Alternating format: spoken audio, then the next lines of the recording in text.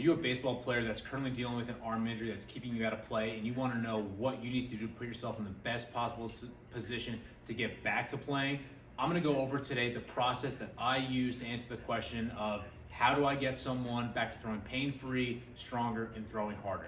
How do I know this? My name is Dr. Jeff Lewis. I'm the owner and physical therapist of Lewis Physical Therapy and Sports Rehab in Point Pleasant, New Jersey, and I have helped countless baseball players get back to throwing pain-free, get stronger, and throw harder.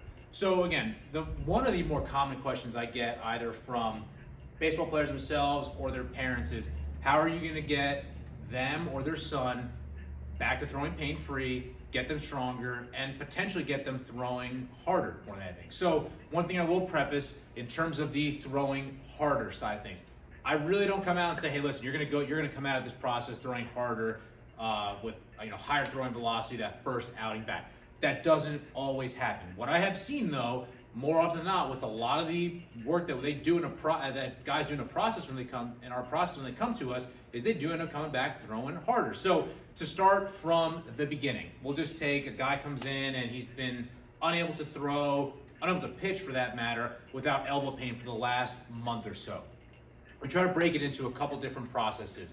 The first part of that rehab for them is all about restoration. And when I mean restoration, we are trying to restore normal joint range of motion. So if it's an elbow, we're restoring normal elbow range of motion. If it's a shoulder, restoring normal shoulder range of motion. And honestly, even if it's not an elbow, but there's some deficits at the shoulder from a range of motion standpoint, we're trying to restore that range of motion there. So getting range of motion back, building some type of foundational level of strength training through some light work from in the weight room to some rehab exercises.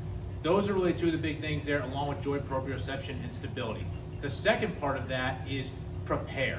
The preparation phase of a baseball rehab plan is crucial because it's all about preparing for them to get back to throwing. Not pitching, but just get back to playing light catch. So that's going to include a lot more of some more intense ballistic work from a plyometric standpoint with medicine ball plyo balls, some more intense closed chain work in the plank position or side plank, and really just increasing the tempo and intensity.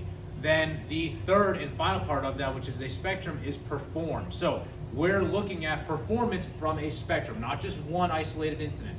We're looking at performing from that first day of throwing out to 45 or 60 feet, all the way up to the point where they're performing not even at their first game, but past that. How are they performing in their third, fourth, fifth outing? We are monitoring them throughout the entire process because it doesn't matter if we can get a guy back to throw in one game. If they pitch one game and the next day they wake up and their arm's blown up, well, that's not what we want. We want them to be able to pitch and stay healthy for the long term. So that's why we follow throughout that entire spectrum. During that time, we are taking a full body approach. So I'm not just looking at the arm. We're looking at the arm, but also the thoracic spine, the hips, the feet, the ankles, foot and ankle. Then we're going to be looking at what are the mobility and stability requirements throughout that entire position.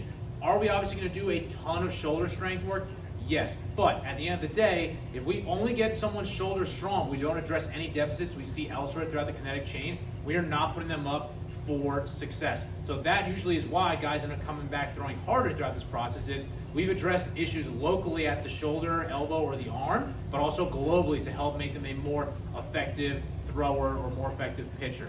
So if you have any questions about what this process looks like, go ahead and leave a comment below. Or if you want really more detailed information and how we can help you throughout this process, go ahead and text ARM to the number below and we'll get back to you as soon as possible.